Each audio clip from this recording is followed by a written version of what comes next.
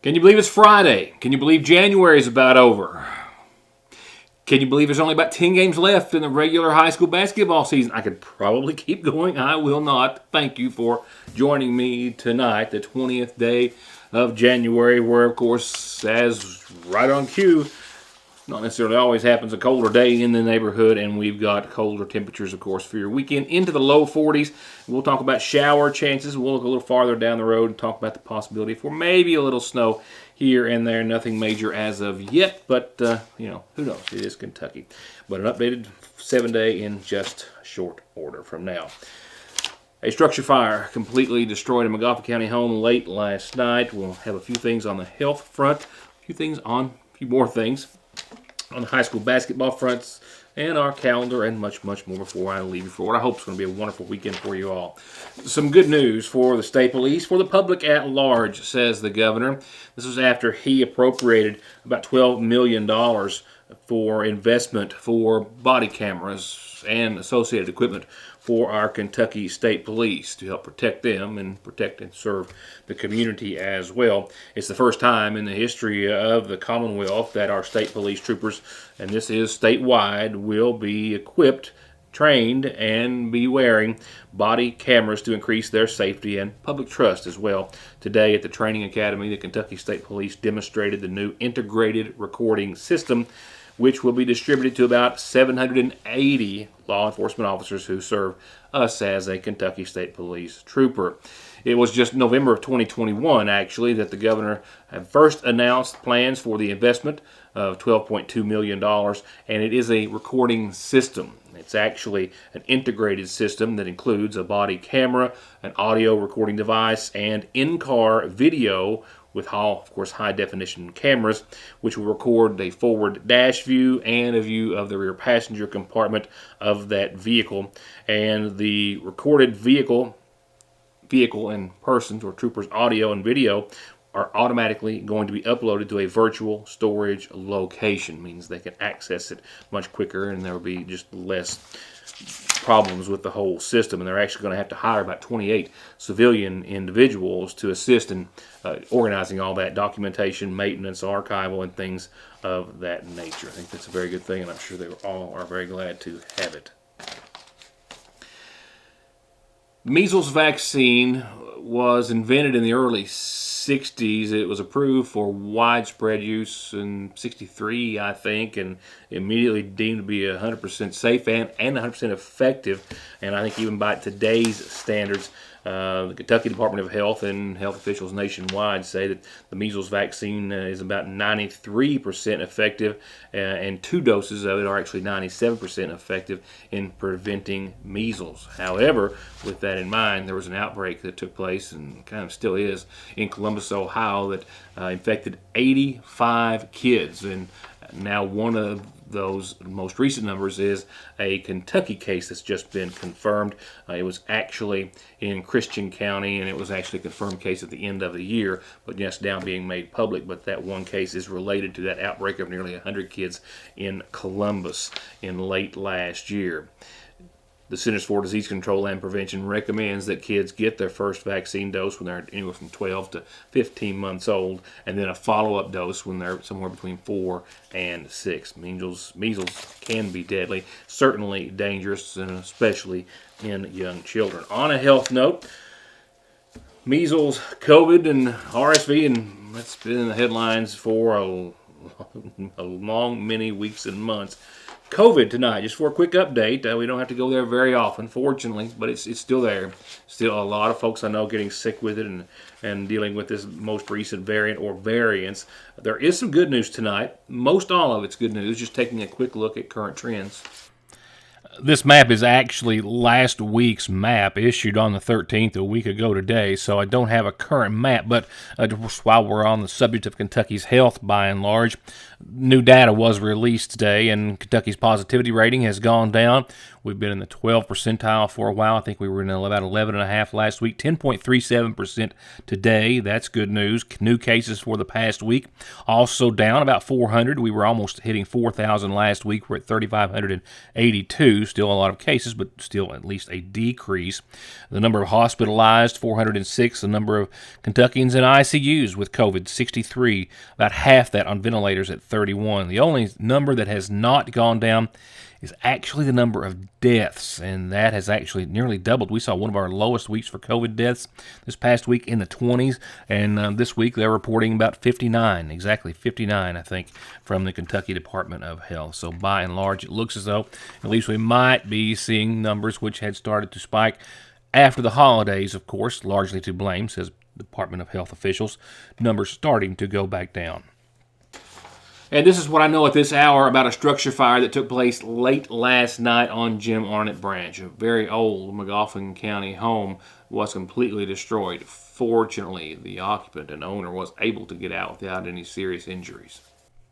Howard just told me that these pictures were taken immediately upon their arrival, so this is exactly how they found this near 100-year home last night after midnight when they arrived on Jim Arnott Branch. The homeowner, the resident, actually came out of a room and noticed that another portion of the home was on fire and was able to make it out safely before the fire quickly spread throughout the residence. The residence occupied by an Amanda Blackburn along with a relative who was not home at the time. The residents and I believe all of their belongings a complete and total loss. There was also, according to fire reports and run sheets, no insurance on the structure. The fire department did respond. They did extinguish the fire, which had spread to an adjacent unoccupied mobile home, as well as a gas line that had caught on fire that they had to put out as well. But again, as for the residents, it was a complete and total loss. As for the cause of the fire, again, the resident just simply stated to authorities that when she came out of one room and entered another, that the home was already ablaze, but there's still no indicator as to what may have actually been the source of ignition for it. I'll be right back. Banking from home or on the go has never been easier and will forever be an important and necessary part of life. And Sagersville National has been and will always be at the forefront of meeting and exceeding your financial needs and giving you the safest and most worry-free online and mobile banking so you can worry about the important things, like what's for dinner. They're there when you need them at the main and branch locations of the Sagersville National Bank. Bring your own device to Appalachian Wireless and get up to $300 in bill credits. If you're looking to switch to the Big Blue Appalachian Wireless Network, there's no better time than right now. Up to $300 in bill credits are possible if you own your own device. Go into an Appalachian Wireless retail location or visit us on the web to learn more and to see the new phones and plans available at Appalachian Wireless. We are you. We are Appalachian Wireless. Restrictions apply. Full terms on AppalachianWireless.com/BYOD. The reassurance of getting your medications and over-the-counter needs at Sagersville's oldest and most trusted pharmacy, the convenience of curbside pickup and call-ahead service, and the fact that you can walk in, order to go, or sit down and get gourmet quality hot fudge brownies, nachos, shakes, coffees, hot dogs with homemade sauce, desserts, and more makes it more than your hometown Good Neighbor Pharmacy. It's a destination in downtown Sagersville, Frazier's Prater Drugstore. It doesn't get any sweeter than that. At Golden Law Office, our attorneys previously represented the nation's largest insurance and trucking companies, handling cases involving serious personal injury and death. We know their strategies, how they will defend the case, and what factors drive large settlements. The attorneys at Golden Law Office can use this inside knowledge to ensure your case is handled effectively and aggressively. Hiring Golden Law Office provides you with a strategic advantage. Call Golden Law Office today. Well, this is the part in the show where I had left a vacancy for a really neat story I was going to put together sometime around 3 o'clock today that we've had to postpone because of just a scheduling issue, nothing major. It's going to be a nice little story to do next week. Looking very forward to it. So with that said, I've still got basketball to talk about and weather and a few other things. But let me go ahead and switch over right now to tonight's MAGOFFIN Farm Bureau calendar, beginning with a couple of birthdays. Happy birthday today to Kelsey. That is Kelsey Smith. Love Joe and Tara. Happy birthday to you. And also an early birthday wish going out to, well, absolutely the best part of me, Angie, celebrating her birthday tomorrow. And I'm wise enough to not say which one. Happy birthday to you. We all love you dearly. See you in a minute. From there, a chili dinner that's being held, and actually a lot going on this Tuesday at the MAGOFFIN County Senior Citizen Center. They've got a chili dinner, 11 till 2. This is a fundraiser, so they hope you'll call them early and order. You can place an order for delivery. You can come and eat there, I believe, as well. You can even set a specific time to pick up your meals. So give them a call, 349-5152. Now, that is 11 till 2. Also, from 1 till 2, for our seniors, they're having a MAGOFFIN County Community Engagement Forum where they're asking you to come in and just join them for a discussion, an open discussion where community members can talk about concerns that we might have and how we can optimize our youth's future. Anyone in the community, I'm sure, invited to participate. Everyone will be registered to win an iPad at the end of the week, and also you get a participation gift. They're also doing this for all WIC clients at the health department this coming Monday as well from 2 to 3. If you have any questions on this, 889-0328 is the number to call. You've still got time to reach out to Janet Nichols to find out about the Community Closet event set for Saturday, February the 4th. That's not too far away. Literally a couple of weeks, and that's going to be 9 o'clock at the community center, where they hope that everyone will bring some new or very, very gently used clothing and some other blessings to help just distribute to those who might need them. Call her for more information. And as well, don't forget MAGOFFIN County Special Olympics wants you if you're a student athlete 8 or older, or if you're an adult who would like to help. Call Paul Montgomery, 424-6302. Reach out to Paul or Keisha Sowers, and they would be glad to help you get involved with Special Olympics. Every single thing about Special Olympics is free. Nothing to enter, nothing for the uniform, nothing for any of the activities. And it's just one of the most wonderful programs that we could ever have. It's just great. And some great people being a part of it. A great way to let your birthday, anniversary, or announcement be heard is to put it right here. Just tell me, and I'll make sure that happens. Funeral service announcements tonight, brought to you by the MAGOFFIN County Funeral Home, of course. First, a quick reminder that services are to be held tomorrow morning at 11 for 65-year-old Regina Grace Pitts Puckett of Oxshire Branch. She passed away Wednesday. The daughter of the late Jack Slusher and Pauline Pitts Hensley.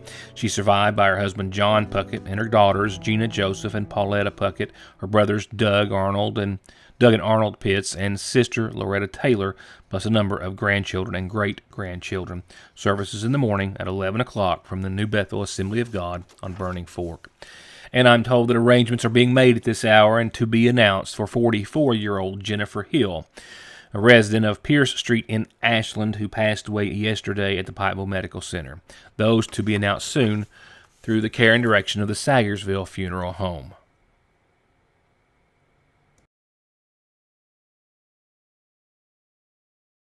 Ratliff & Ratliff Family Dentistry, locally and family-owned since 1969, is now proudly providing treatment for headaches, jaw and muscle pain. They offer trigger point therapy along with Botox to effectively treat and reduce symptoms of TMJ pain. And Dr. Beth Ann, member of the American Academy of Facial Aesthetics, also offers Botox therapy and dermal fillers for all of your cosmetic needs. Call 349-2812 to schedule an appointment and allow their highly trained and friendly staff to take care of all your dental and cosmetic needs. What we have here is our famous chicken sandwich at your Sayersville Lee's, which is also Saturday's special. You can get a chicken sandwich, wedges, and a drink for just $6. Friday's special is a liver or gizzard dinner with 2 homemade sides and a biscuit for just $5.79 plus tax. Let's recap. Chicken sandwich, Saturday special, or get it any day of the week. Fridays, livers or gizzards at your Sayersville least famous recipe.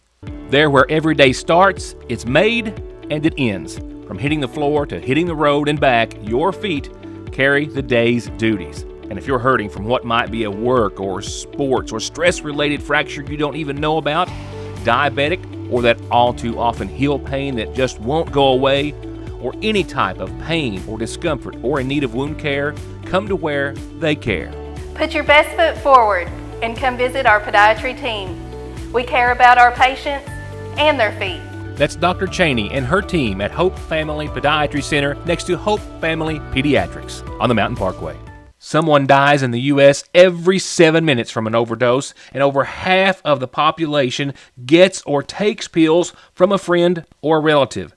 And about 46 million and counting are exposed to narcotics in their drinking water. So don't toss them, flush them, or leave them lying around. Safely dispose of your unneeded meds anytime at Parkway Pharmacy, where you can always talk to a pharmacist when you need one. I'm Bill Tinker. I've spent the past 19 years defending insurance companies in car crashes, truck crashes, and slip and falls. Are you involved in a case like that? Is the insurance company giving you the runaround about your medical bills, your benefits, or your lost wages? Contact me at McFarland Tinker Law Office. With our combined experience of over 58 years, we're here ready to work for you. As we looked at last night, the boys from MAGOFFIN County fared very well in a close one against Morgan County in OT night before last. The ladies as well having a big overtime win this week. Let's take a quick look at all of our viewing area teams, beginning with our Hornets, of course, where the boys are doing really well at this point in the season, which is around 10 games, give or take, left for everyone. And they're also faring pretty well right now in 57th district standings. Yeah, we're about 2/3 of the way through the season, not quite halfway through district action for most everyone, that is. The boys right now, though, from MAGOFFIN County are undefeated in the 57th, 2-0, and that is a 10-7 record for them thus far. And they're going to be on the road for a few days. We won't see them back till the very end of this month. Tonight, they're at Letcher County Central, on Monday, Thursday, Friday of next week, all road games. And then Tuesday the 31st, the week after, they'll be hosting Paintsville at home for their next district matchup. That looks to be a good one. Now, their next home district matchup, I should stress. They're actually going to be at Martin County Monday for a road game. Martin County right now is at 16-2, and in 57th district standings, the number one seed. Still a ways to go, but they're 3-0 in the district as well. You've got MAGOFFIN County 10-7 with a 2-0 run right now. Central with a 1-2, and then Paintsville with an 0-4 right now for their boys. So again, still very early, but MAGOFFIN County faring well. We wish them well. As we do our Lady Hornets, who 50-48 defeated in double overtime Wolf County Tuesday of this week. They're at Paintsville tonight. Good luck, girls, on both sides, and they are as well at Martin County tomorrow at 4 o'clock. The ladies on the road this weekend. As for Johnson Central, Coach McKenzie and the Eagles, 72-63 last night, all the way across town at Paintsville, and that puts them taking on Mason County in the Coach Lake Kelly Classic at Fleming County tomorrow. Tip-off set for 4 o'clock. As I before mentioned, the boys right now of Johnson Central sitting on a 10-9 run right now, and 1-2 in the district. Lady Eagle basketball, they are sitting on a 7-win streak right now, and they've only lost 3 out of 19 games. So, yes, you can imagine that puts them very high, but not the highest in the 57th district. Martin County girls are 13-4 and are a couple of rungs above them right now. Yeah, those two teams. Wait till that happens. The Central and Martin County girls meet up for the first time next Wednesday, and then again about a week later. Well, that'll be a good one. Paintsville and the Tigers, 63-72 final score, as just referred to, over Central last night. They're off for the weekend. Tigers get some rest until Tuesday on the road at Floyd Central.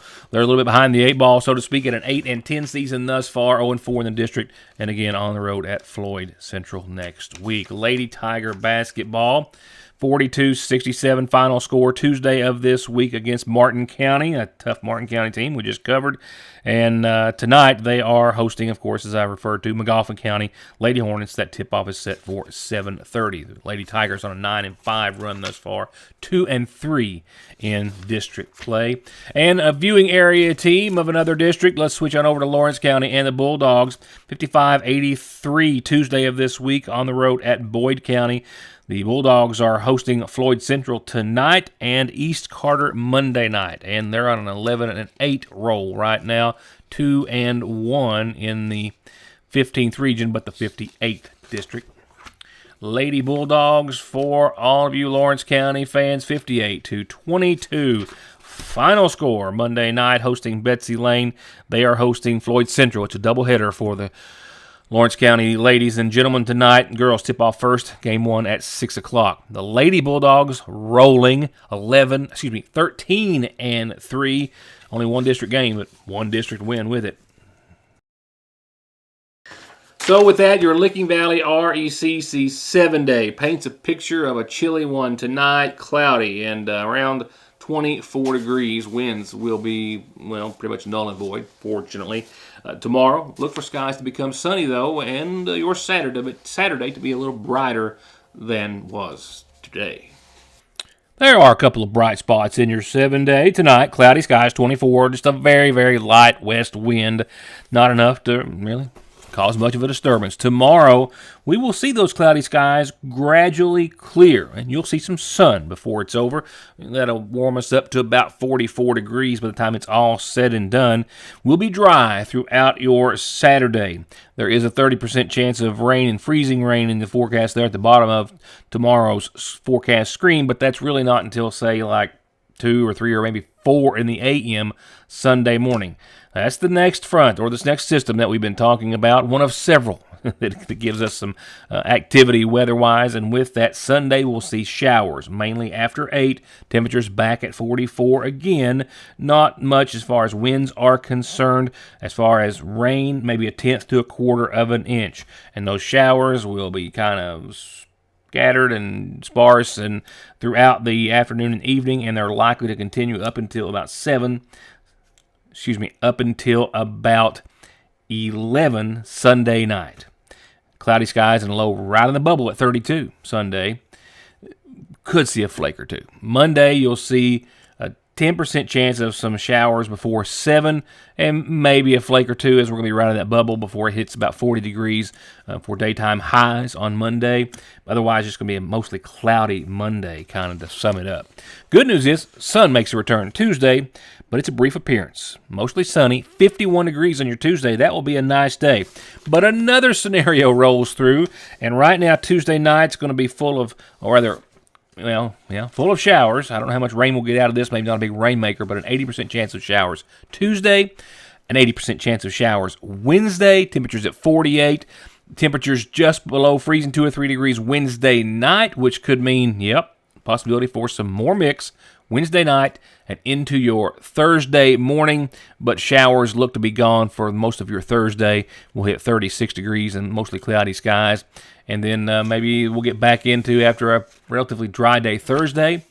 Well, there's another scenario just around the corner, and it could be Friday of next week for the next system that gives us, again, some clouds and precipitation chances. Like I said earlier in the program, I'm kind of already starting off next week with a little bit of news to look forward to, a story that we had for today that they had to kind of change due to some scheduling, so I'm looking forward to that. I also know that the Sagerville City Council, a new administration, is set to meet Monday night, so we'll be covering that as well and a host of other news and information when I see you after what I hope is a wonderful weekend for you all. Thank you for being a part of the show, and I'll see you next time.